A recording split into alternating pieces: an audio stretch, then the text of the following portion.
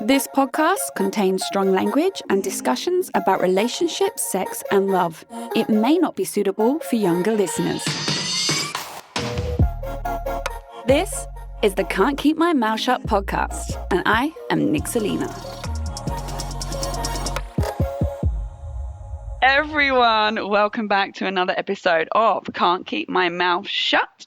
This is a very special episode for me because I finally, after years, have this awesome guy as my guest on the podcast, and it is Daniel Chidiac, who is a best-selling author of 2 books, and the most recent one is The Modern Breakup. Hi, Daniel. How are you? We did it. It's been years. It's been difficult. I think it's because we're always out and about. We're always traveling. Yeah. And trying to do it and just, I actually, when I did research for this episode, right, I did a little back read on us, on how, because I thought, I can't even remember how I met him. And I slid into your DMs on Instagram in 2020. So we're chatting random stuff here or there on Instagram.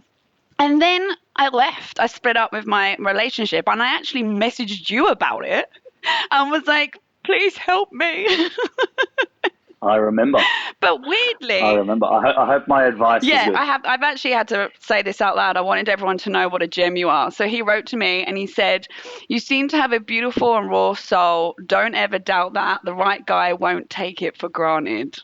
But at the same time, this is very serendipitous, my girlfriend in Singapore, Dana, gave me your book and was like, you need to read this book. It's incredible. And I was like, I recognize this name. So I'd already been messaging you, and then my girlfriend sent me your book and gave it to me. So I obviously read The Modern Breakup, and now I know after reading it why she gave it to me at that time in my life. Yeah, well, hopefully it works.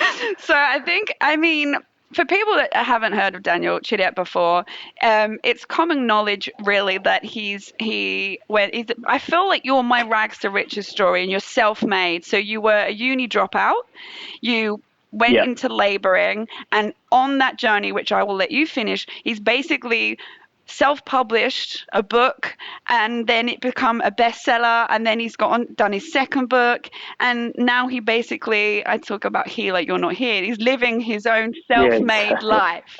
So Daniel, that's it. I guess that if we start at the beginning, because I also just want your opinion on breakups in general, but give me a little bit of your own personal experience. Like, what made you start writing, and what made you, like, how the self-published, where did that all come from? So I was at university and I was studying commerce, which is very different to what I'm doing now. Yeah, I know. It was like, when you're finishing, we call it year 12 here. I don't know what most places overseas call it, but it's just the year just before, the last year of high school. And the pressure's on, you don't know what you want to do in your life. And I look back now and I think we're still kids. We're 17 years old, 18 maybe. Some people turn 18 in that year. Like, you don't even know yourself, let alone know what you want to do for the rest of your life. But the pressure got to me, and, you got to have that piece of paper. You got to have a degree. So, yeah, I just got into something that I thought may make me happy, and it didn't. And then after a year, I dropped out, and I started a clothing business with my brother. So we were in Italy on a holiday, and we came across this brand that we loved, and contacted them when we got back. I was showing people the clothes, all these different clothes that we bought, and everyone was just drawn to this one brand. They don't actually exist anymore. It's a long story, but yeah, I know. They don't. Their factories have closed down. So needless to say, it didn't work out very well. But no, we had stopped it before they had gone under. But it wasn't a very good financial decision, but we gave it a shot. And we got, I think it was like a 70 grand loan we got from the bank, which was unsecured. We didn't even have any security. And they just gave it to us from this dodgy business plan that we did. It was like, you would never get money like that these days. And so stupidly they gave it to us. But, we had it running for 3 years, and we had a shop here in Melbourne, and we were distributing around Australia. So, yeah, it did okay. Right. But, in the end, the GFC hit in 2008, 2009, the global financial crisis, and people didn't want to spend $500 on a pair of Italian jeans anymore. Shock. So, yeah, exactly. And fast fashion was really picking up, social media. So, yeah, we had to call it quits, and that was a bit of a hit to the ego because being a young guy and, sort of working for yourself and doing all this stuff, and then having to go back and be like, shit, I got to get a job now, and I need to like pay off this debt that I've got. That was a bit of a blow. So I was partying a fair bit, I think, just to put a band-aid on things, and yeah, that didn't work out too well. And I guess when I was just really low is when I found myself. I had some kind of conscious awakening or enlightenment, you could call it, and really discovered the power of my thoughts and really found myself. And I just started writing, and it was just the weirdest phenomenon. I would wake up at like 3 or 4 in the morning, and something would be calling me to write. I would just be like, I couldn't shut my mind up. I thought I was going insane, which I probably was. Everyone was like, it wasn't a massive drug come down, was it? I was like, probably partly. I mean, But how old are you at this point? I was 20, 22, Yeah, this is 23. quite young, Daniel, to have this Yeah, mental, I know. like Yeah, yeah, yeah. people, especially like me, we're talking early 30s where you finally hit that point. You did it a decade Yeah, before. yeah, yeah. So I'm not sure what came through me, but yeah, it was definitely interesting. And yeah, I was writing and writing and writing, and then about a year later, it was like this light bulb went off in my head, and it was a bit weird that I'd never thought about that this whole time that I'd been writing. But it was like, you're going to write a book, and it's going to be big. And I remember like ringing everyone up, and they're like, I'm going to write this book, and it's going to be huge. And people were like, what the fuck are you And they're talking like, about? he's really, really What, derailed. what are you? Yeah, yeah, he's really messed up. They're like, what did you have? I want some of that. They're going, But okay, Daniel, sure. yeah, yeah, yeah, yeah, yeah. People supported me, but I'm sure they thought I was crazy. Like, I look back now and think how I would look at myself if I was looking from the outside. And I did have a few people pull me up on it and be like, "Yeah, but man, like you've never written anything. Like, you're not a writer." And I remember feeling like it was my calling, and I was, yeah. I mean, writing books now is quite a daunting task, but back then I was ignorant because I had no idea what I was doing. So it was just like I would just go with it. And yeah, before I knew it, I had about probably 200,000 words written out, and then I had to cut the book back because it was just way too big, and released it and self-published it. I was going to go down the traditional publishing route, but I didn't want to do that just yet because I was like, I want to get it out to market. I really wanted it to be my voice. So I found an editor, and that was another story. No editor wanted to edit it because they're like basically telling me to choose a different career. They didn't think I was going to, they're like, did you leave your job to do this? And I was like, oh, I told them I left my job to do it. And they're like, oh, we sort of advised that maybe you, yeah. So like people were really, they're like, this guy's nuts. But yeah, I know. But they pushed me to make it better. And I remember one editor rejected it, and she was like one of the biggest in my state. And that really hit me. I remember I went to the park and I started crying. Because I was like, I spent almost 3 years on this thing. I was like nearly 25 then, or I was 25, and I was just, it's a massive Yeah. blow. And I remember something just came inside me, and I was like, nah, this is my calling. This is what I was meant to do. I didn't choose. I honestly felt like I didn't choose this. It chose me, and I just ran with it. So yeah, I went home. I restructured the whole book, and then I ended up finding an editor, released it, and then a year later, I got signed by Penguin in New York, and now it's in 13 languages. And everyone's like, "Did you send that? Did you send that editor an email and tell her?" And funny enough, I wouldn't do that anyway because I'm just not that kind of person. But I can't find her email, and it's strange. I couldn't find it. So yeah, but anyway, regardless, it If doesn't you're matter. watching, It he is what wants it to is. say something. If you're watching, I'm doing okay. And this book, I know you're very concerned about me, but I'm doing okay. he's probably blocked you. Like, I'll do this job, and then I'm off. So this book was "Who Says You Can't, You Do." So this is your self-help novel. That was my self help book, and I was so like against even coining it at the time as anything. But they, when they release it, they want you to sort of push it in a direction, which makes sense to me now. But I was like, it's just my thoughts on paper. I don't see it as a self help book. I'm no one's guru. Do you know what I mean? I'm not an expert on people's lives. This is just what I feel and what I went Yeah. through, and it worked for me. So Yeah. It's interesting. A part of me hates you a little bit already because I actually went to uni to become a writer. I finished 3 years, racked up a shit ton of student debt, and then spent most of my 20s not having the like enlightenment you had.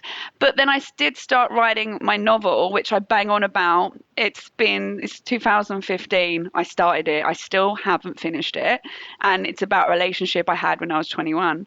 And yeah, I keep in my head, I'm like, it's a bestseller in my head. Yeah, well, that's where it starts. It's still, It all starts as a thought. yeah, but I'm like, and the thing is I know it's gonna be, but like even last year, I went 2022. I'm single now. I'm gonna finish the book, and then I'm like, oh, how have I made it to 2023 and it's still not done? So the fact that you've already got two books out and you've had that motivation, because I know personally to sit and write a novel is fucking graft. It takes a lot of work. It takes everything you've got. Patience and persistence is a must, and they must be in balance as And well. commitment. That's what I Like, feel. because weekends, Everything it takes. It's a journey. yeah, It's a journey within, everyone as goes much as it out is there at the without. beaches and partying, and I'm sitting there thinking I should write the novel. I need to write the novel. But then my inside goes, go and enjoy yourself for a few hours. Mm. Well, to be honest, I probably could have finished the book in half the time if I didn't do that stuff as well. Like I think I've been quite lazy Yeah. in how in what I've achieved so far, which is just a grain of sand in the ocean. I feel like I feel like I've got so much more to do. But yeah, I mean, I could have probably finished it way sooner if I had have knuckled down more. But I've enjoyed my life in the Yeah. process. I've gone away a lot. The beach is like, I'm a sucker for the beach. Any hot day, I'm like out of there, and I'm the biggest procrastinator No, going no. around. Any excuse, like my mates like, let's go for coffee. I'm like, yep, bang, laptop down. Let's play tennis. Yep, see you Daniel, later. you'll look. I'm clearly a Like, bigger procrastinator because I don't have a book. You've got two out. At least you're. I yeah, go on. Oh, maybe I write for a few hours, right? And I write this great sex scene, and I'm so proud of myself. I'm like, I'm gonna have a beer because I'm yeah, done. exactly. One beer leads to 10. So, okay, so we've got to Who Says You Can't, You Do. So that's this self help book that basically wrote itself as you went through this 20s journey that you were on, inside and outside. So you self publish on Amazon. What did you just go to Amazon self publishing, sign up? Like, did you, or like, who designed your book cover? Did you do everything yourself? I got no. I like hired people to do all that Gotcha. stuff. I didn't have much money at the time, so that's why I was working to sort of fund it. Right. And yeah, I went through a distribution company, and yeah, they're called Lightning Source, which they're quite good. And yeah, just went through them, and they sort of put it up on all the And platforms. then And Penguin found you. apparently, it's very hard. Penguin found me, and within that same week, I got approached by Hachette in the UK, which is Oh, yeah. yeah, the second biggest publisher, and they got into a little bit of a bidding war, and I thought, geez, I better get an agent at this point because I don't know what I'm doing, and I feel like I'm going to get screwed. So I hired an agent, and she's in New York, and well, she's the agent for the first book, not for my Yeah. second book, because I went down a bit of a different route for that one. But yeah, Wow. and that's how it happened. So they both approached me within a week, which was quite strange, and something similar happened with the Modern Breakup. I had two Greek publishers approach me within the same week as well. So I don't know if there's a bit of a thing with these publishers where there's like a mole in the companies, and they're like, hey, there's this book. Because I just found it so strange that it was out for a year, and within 1 week I had two of the biggest publishers reach out to me. It was like, yeah, and they're from both different. So I don't know what happened there, but I was like, whoa, okay, the universe is like really throwing everything at me now. Absolutely. So you've transitioned from self-help to fiction, and you've gone Yeah. into breakup. So the modern breakup, where is that inspiration come? Because like honestly, I've got lots of thoughts about this book, but I want to know from you, why did you go, I'm gonna write about breakups? Um, well, I've been through a couple of my own, but I didn't start, which is funny because people ask me this all the time. I didn't start writing the actual book until 3 years after a breakup that I had, the most recent one. So I wouldn't say that it came from an extremely emotional place or anything like that. It was more just talking to people about these things and dating in the modern world. And the book is so much more than breakups, as you know, because you've read it. It's very much about, I'd say even more so about dating and just how we feel about ourselves and how we all view the dating world and relationships in general and how we Hmm. compare them to our parents' and grandparents' era. So yeah, I mean, look, as much as it is about a breakup, I feel like it was just conversations that I was having people about dating in the modern world, and breakups as well, as being there being social media and so many different ways to for people to let you know what your ex is up to and all these things. It's almost like a lot harder to get rid of someone out of your life these Mm. days. So it's yeah, I mean, it was all a combination of things that sort of spurred the book, I guess. So It was definitely yeah, conversations. They were a big and one. I'm trying to talk about the modern breakup, but not spoiler alert it because I want like Yeah, yeah, yeah. yeah. So I'm like, how much do I say? Because it's so good. No, you can So say a bit. I You can mean, say there's a bit. two female protagonists. It's Amelia and Zara, right? Amelia is the Yeah. main one. Zara's the bestie. Hmm. And Yeah. the story begins where Amelia has basically just been like dumped or ghosted by this guy, Jay, right? Who is Yeah. clearly an asshole. Well, that's what we think, right? Because we're hearing her side Yeah, of the story. right. So she's sad. Jay's an arsehole. Zara like is very bullshit, chip on her shoulder, very like aggressive, assertive, strong. Amelia's very Yeah. wounded at the beginning, vulnerable. And then the book goes through conversations between these two. You have the introduction of Amelia's mum. Zara then gets her own space to talk about her dating. And then you get this friend, male friend, who comes along for Amelia, right?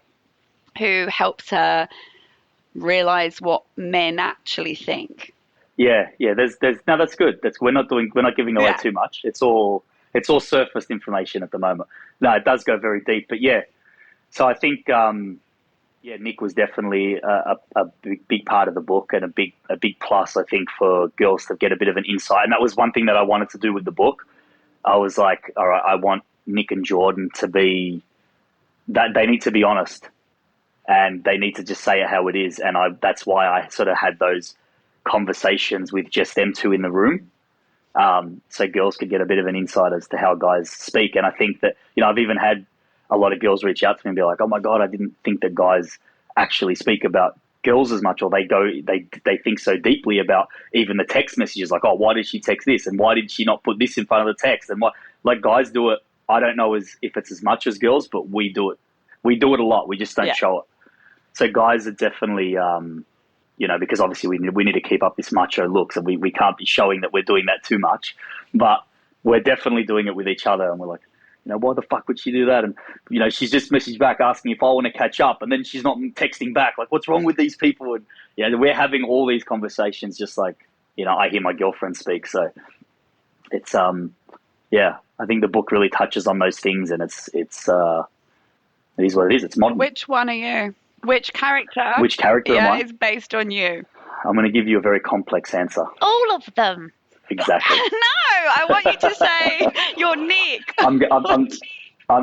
You know what I am? I am, no, no, really. I truly believe, and that's the honest answer. If you want the honest answer is I'm all of them combined. That's how fucked up I am. I'm all of them. That's how many characters I am. No, it's seriously, that's the only way I could describe it is that I am literally, yeah, they're all a part of me, and I think they're all a part of all of us to some degree.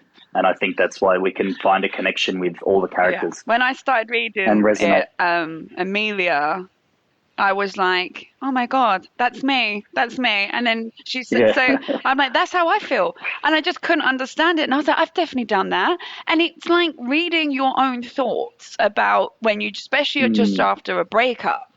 And then when I went on to Zara, which is like, Zara's more what I am now. So now I'm over the breakup. I'm over what I went through. So I'm now in like a Zara space. And I know a lot of hers is mm, like there's a defense going on, but her thought process is like, so I was just mesmerized. But it's like how you've written it in such a way where everyone goes, oh my God, that's me. I think that's why the book is such a bestseller because somehow you connect, you've tapped into, especially females, the way we think and feel. And I'm mm. like, I don't know, how did you do it as a guy? You're a male writer and your protagonist is female and you're coming from the female perspective of a breakup, but yet you capture us so well. How? How? How? Well, that's actually funny you say that because I've had so many people question whether I did write the girl parts, and yes, I did. I wrote all of them, and I actually didn't get help from any girls. besides maybe sending a few paragraphs to like my girl cousin or something, sometimes be like, hey, do you connect with this? You resonate? And she's like, oh my God, yeah, yeah. So that was really it. The book came from an observation. I really try to tap into, I did have to tap into feminine energy at the time, but I would sort of question whether it's even feminine energy, because I think guys feel this stuff too. Like I said, we're just not as vocal about it. So we'll go through all these different emotions and thoughts. So, writing, maybe I just wrote from more of a human place and raw and organic, which is what I wanted, because I felt like there were so many books and romance books, or whatever you want to call them, contemporary romance, that sugar-coated so much of what people actually feel like. Sometimes when we get broken up, we do have that ego overtake us, and we're like, we want them to come crawling back, and I want them to be up my ass so I can have the power and I can feel better about myself, and like whatever it is, I wanted to capture that. I wanted to capture that and not just overlook it and say, oh, we should forgive them and we should be, like that's stages. Yeah. There's stages of that stuff. Like, so it's like, why should we overlook everything that's so real and that we feel, even if it is a surfaced emotion or thought, it's still real because we still feel it and it's still part of that process. So I just felt like people weren't actually capturing that. And that was something that I was like, the world needs, because people need to know that, no, they're not wrong for feeling that. No. And they shouldn't feel alienated for, having those negative thoughts about someone after a breakup or anything like that, because that's reality. And negative thoughts about yourself. And I think that's, like, Amelia's negative. Oh, even more so. More so. So real. Yeah. And I remember feeling like that a lot last year, when I had my most recent breakup. And it's very strange to then come out the other side. But I don't know how healed I would have been if I hadn't gone through that process. So the anger, the revenge, the questioning, or the wanting to see them but not wanting to see them, the stalking of the social media, the calling and hanging up and all that stuff. I feel like people try and bypass that because they just want, I'm healthy, I'm happy, I'm over it. But you can't. Yeah. You're not going to get, I don't think you can heal that way. I'm a big believer in, no matter what it takes or how long it takes, you'll get there. And it's, we can try and put a Band-Aid over things, but it's not going to heal it. So I think go through it, and everyone's going to be like, go back, you got to get back to the gym tomorrow, and you got to get back up. But they forget how they were when they went through it. Like they weren't, it's so easy for people to give you advice from the outside and say, just get on with life and just do those things. But when you feel like your whole world's crumbled, or like I explained in the book, the future is sort of broken into a million pieces because you've created this. And sometimes we create these future in our minds stupidly as well. Like we just meet someone and we're thinking of all these scenarios of, I think we're all guilty of it. But, I think that we do really need to, but I also believe that, like I look at things like that and doing that as well. And as I'm getting older now, I'm realizing that that's actually maybe coming from quite an insecure space. And it's coming from a place where, we are trying to fill ourselves up with something. And, so I sort of question why we let our imagination run with us with someone so quickly when we don't even know who they are. And I do think we need to take a step back and be like, whoa, we like just slow down, calm down. You don't even know this person. They could be an absolute asshole. It's I feel attacked. But you know what as well, and actually, maybe I should reword that. Maybe not even an asshole. Maybe just at a place in their life that they're not really, secure and whatever. But that's why you need to be on. You need to stay vigilant. I think no matter, and I feel like when you're in a really good place in your life, and I was saying this to someone recently, when you're in a really good place in your life, I feel like that's when you're the most vulnerable. Because you feel like you've got it all sorted out, and that's what you're like. Oh, I know myself, and I've got it all sorted out, and it's almost like you're not staying vigilant. And then when you find someone, you're like, oh, well, this is just flowing, and this is just how it's meant to be, and it's all working out because the rest of my life's in place, and I'm feeling good. And then it's like bang when it doesn't work out, and it's such a shock because you haven't come to terms with the fact that it's life and anything can be around the corner. And I think you do need to be on guard a little bit. As much as people might say that's a pessimistic view, or it's a negative to think like that. I don't think it is anymore. I think we've probably all been through enough experience to know that a lot of things don't work out, and you can have the best intentions with people, and they're completely different to what you thought. And maybe you created that story in your head about who they were. Maybe they didn't even really have to show you much for you to do that. Oh yeah, So that's I think it's exactly I what I think it's did. Like, yeah. So stay vigilant. Yeah, stay vigilant. Take things slow. You know, I think in the book, Amelia says, I ran when I should have walked. And that's, that's something that yeah. I think we all need to just learn. We've had enough experience, and it's okay to go in a bit weary and have your guard up a little bit. Actually, It's okay. I have. Thanks for the quote for Amelia, because I have some favorite quotes I have of Amelia and Okay. Zara, so people listening can see the difference in like mentality and where they're at. I'm not going into the deep in the books. This is just the early stage, right? So because I just don't want to spoil it. But Amelia, when she first has a proper like monologue section, she says, these are my favorites. When it comes to dating, I seem to be going in a circle. The ones I want don't want me, and the ones who want me, I don't. Like, I was like, I swear we all have that feeling. All of us have that. She says, Yeah. I shouldn't want someone who doesn't want me, but my emotions keep getting the better of me. She says, I feel like all the guys I've ever truly desired are willing to give it to another girl, but never to me. It makes me feel unworthy, and that vulnerability does lead to the new people I meet. When I'm not at peace, I find myself latching onto people I like who aren't giving me the same attention. We're part of a generation that can have anything at the click of a button: clothes, movies, information, and we expect that from love. And I'm just like, yes, yes, yes, yes. This is exactly what you're talking about, and exactly what I feel like. If I look at my own example, I was still vulnerable when I let the narcissist love bomb me, and in hindsight, it was clear love bombing. But that vulnerability, I ran with it with him, and yeah. I just soaked it all up and didn't take a step back, and that's part. I not blame myself, but I appreciate the part I played in it all.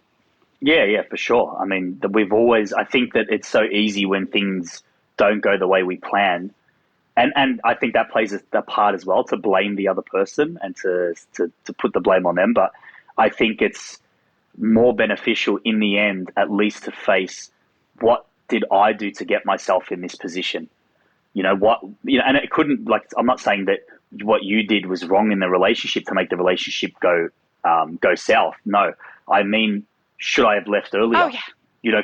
Were there things that that I allowed to happen, or did I, like I said before, did I run when I should have walked? Did I really take a step back in my mind and say, I don't really know this person.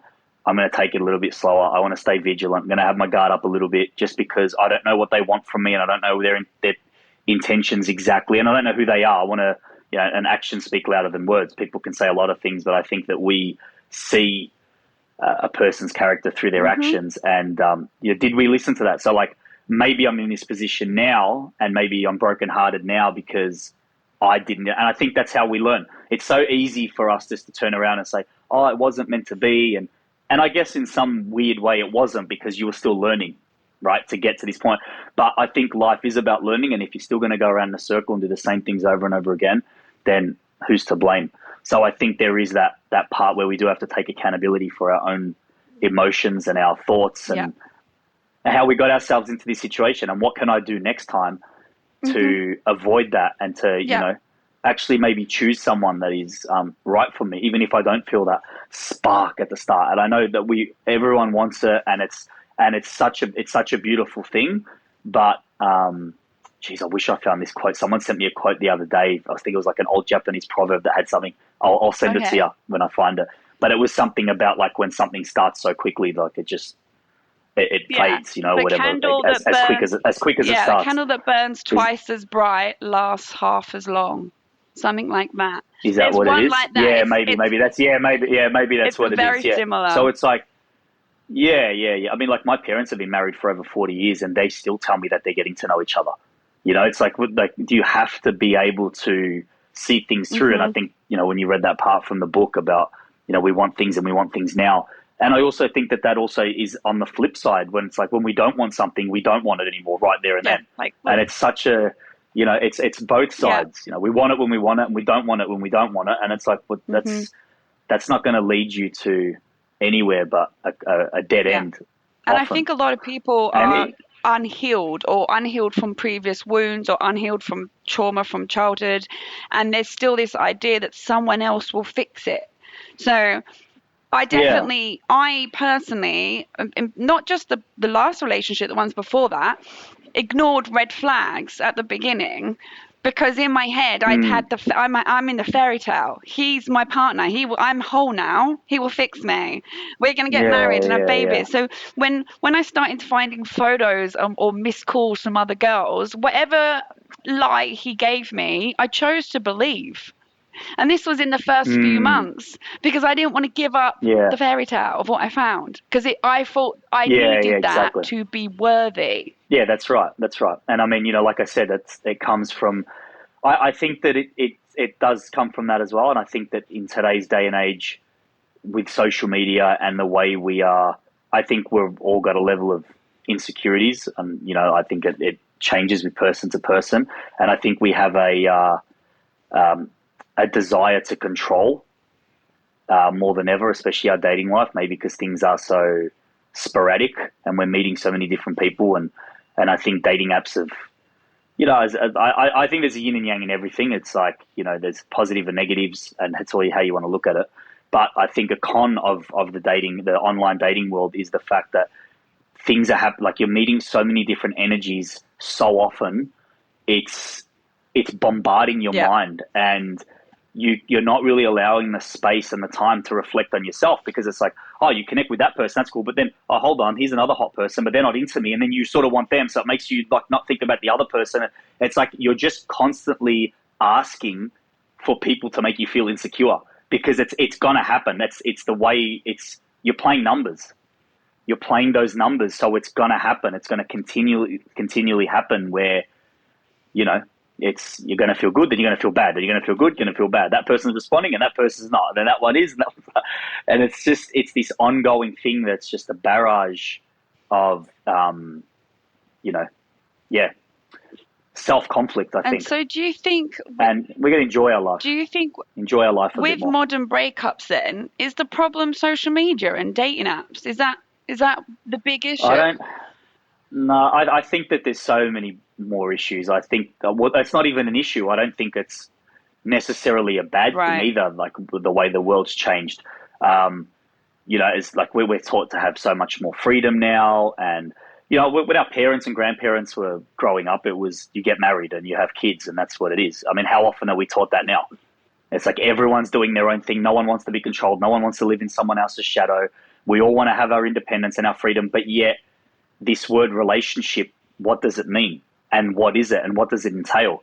And I think that's where we really need to work it out, because if you're going to look at something and say, well, this word relationship is this, this, and this, but yet I want to still have all these other things that I can do when I'm single, and that's subconsciously in the back of your mind, and you don't want to make those sacrifices, then that word relationship and what it means doesn't actually add up. So I think it's either looking to see what your interpretation of relationship is. And if that's your interpretation of a relationship, then you need to find someone who damn well has the same interpretation of that relationship. Because if they don't, then that's if they're a little bit more old school, do you know what I mean? Like if they're a little bit like, well, no, I don't want you having guy friends, or the girl's like, I don't want you having girls as friends. Well, that's something that you might be like, well, no, I'm not going to give up my guy friends, or I'm not going to give up my girlfriends just because. And it's like, well, okay, we don't have the same morals and values. This is never ever going to Yeah. work. And see you later.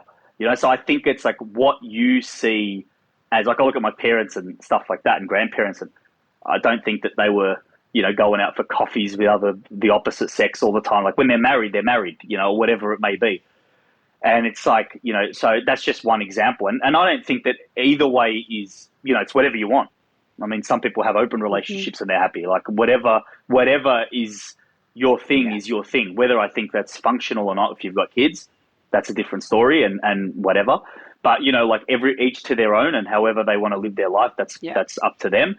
But don't complain when you're not getting those traditional aspects of a relationship that you saw our grandparents or our parents have, when you want to do things that are so far from that and you want to live a life that's so far from that.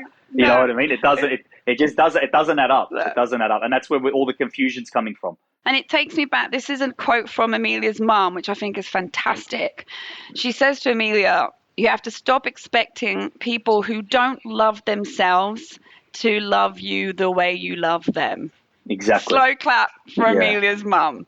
Yeah. Because it's Yeah. so true. And I think Yeah. that's what we do a lot. We give all the love, but if that person doesn't love themselves, then you can throw it at them all day long. It won't change. Of course. Yeah. Yeah. Of course. And like, you know, I've met people who I go in with a positive attitude and an open mind, and you can just tell that they're just sour, you know, sour on life and nitpicking everything, and you're just like, you know, like what's going on inside of you? What's this internal struggle?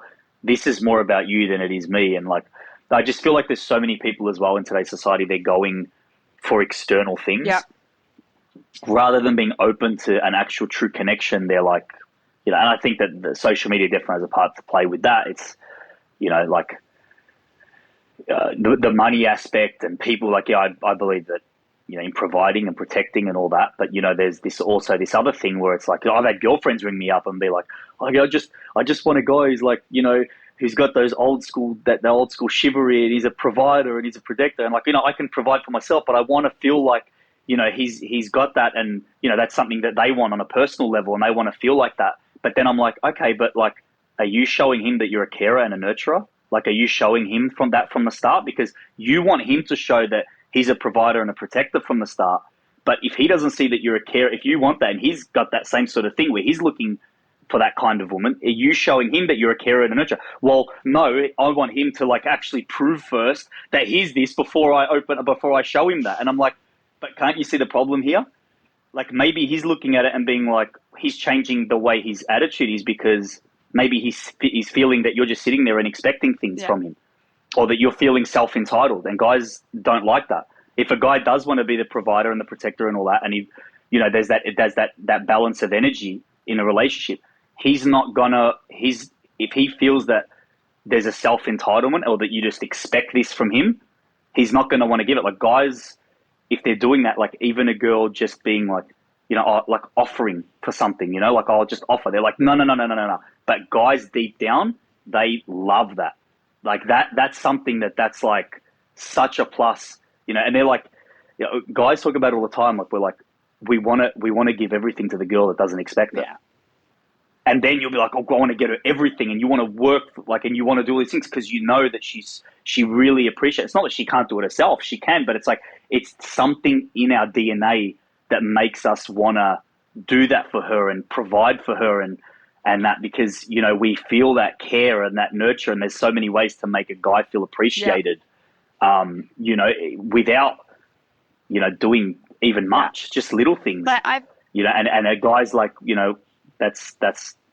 I feel Yeah. like I know a lot of people, especially in Singapore and in London, these women were like, "Oh, he will like every first day. I expect the guy to pay," and I'm like, "But why?" I think, yeah, no, you know, I like, always offer. I I, always offer to go yeah, half. yeah, no, no, look, like, yeah, look, I think it's a blurred line. I don't, like, for me, I'm a little bit old school like that.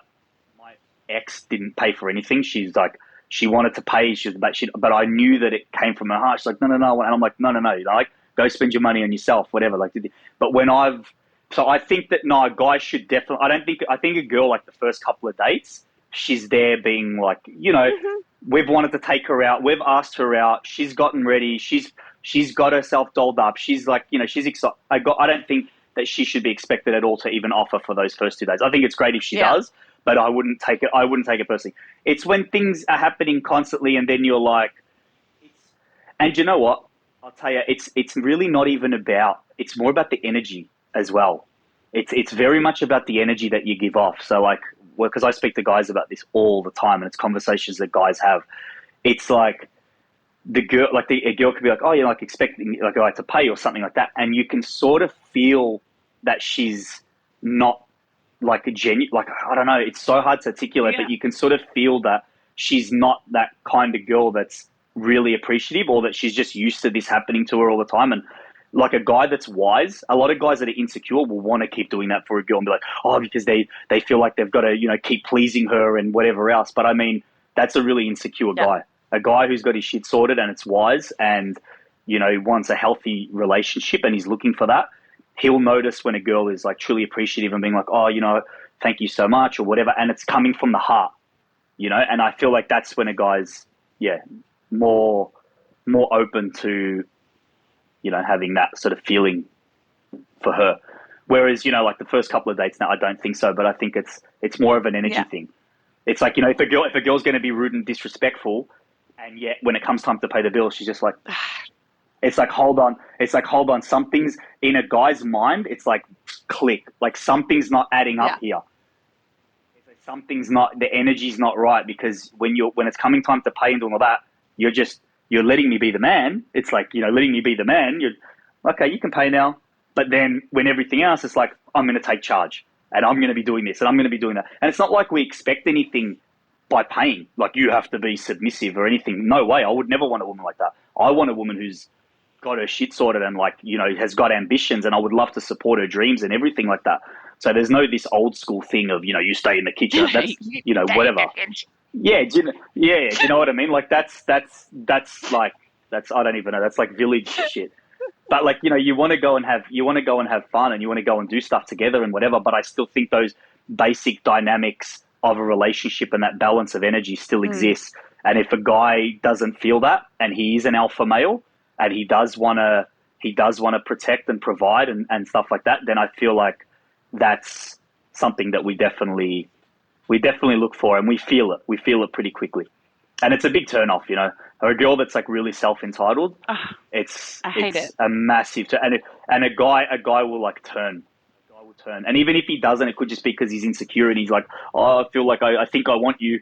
But when it actually settles again, and he'll leave. Yeah. Even like with friendships, like, if I feel women are that entitled way, I'm just like, I don't like that. Yeah, I mean, even as friends, it's not a good thing. It's like, but it's just, I mean, I guess it's just a dynamic. So like, the pain thing is just, like I said, even just offering, but it coming from the heart, not feeling like it's a transaction. Yes. Guys don't like to feel like it's transactional. I like to offer because I think we're both at the level playing field. Like, I'm successful career, whatever, and I want to meet someone who's halfway with me, and it's our first date. So sure, I usually expect them to say no, like I've got this. Of course, you can be honest. It's I think it's a turn off if they don't. I wouldn't ever sit there and when the bill comes and then just be like, because that I don't like that either. So, or if he pays for it, I go like, let me get the next one,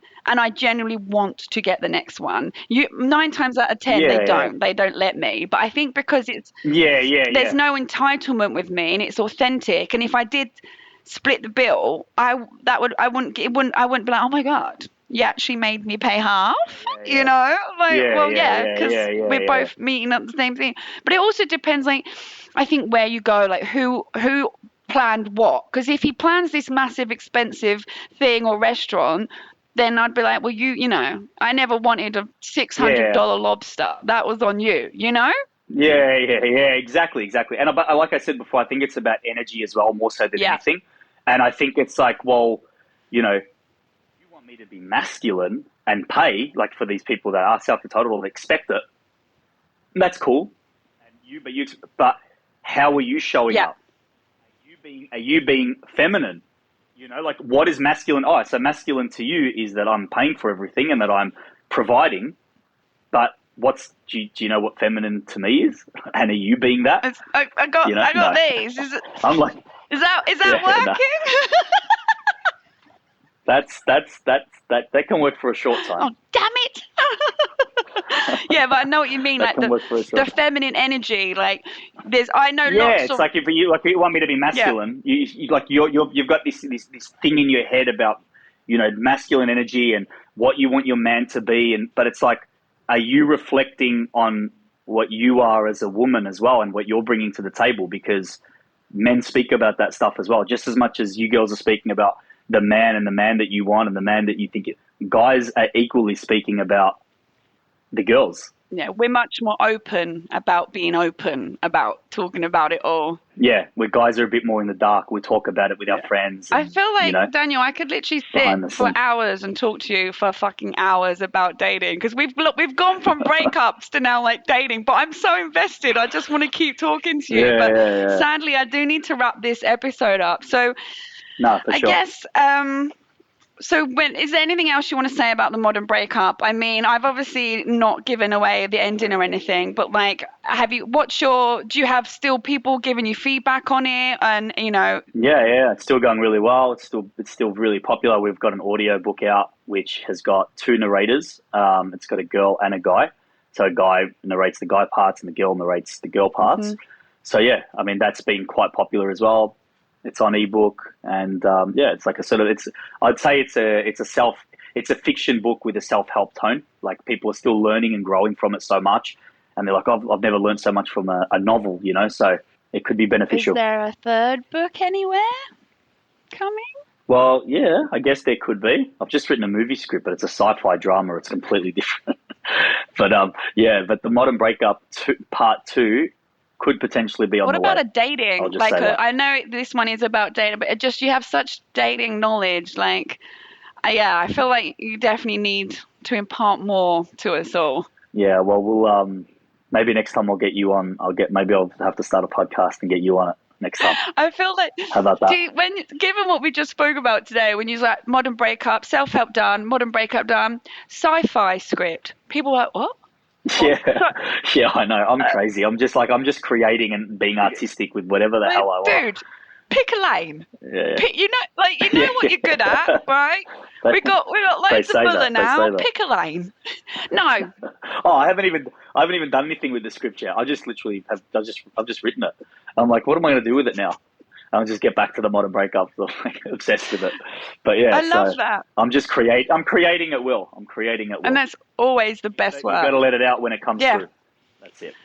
Daniel, you have been such a pleasure. You are worth the years wait that I have waited to do this with you. But I feel like now is obviously the perfect time to have had this conversation. That's it. Do you want to drop in your Instas, your socials, where people can buy the books?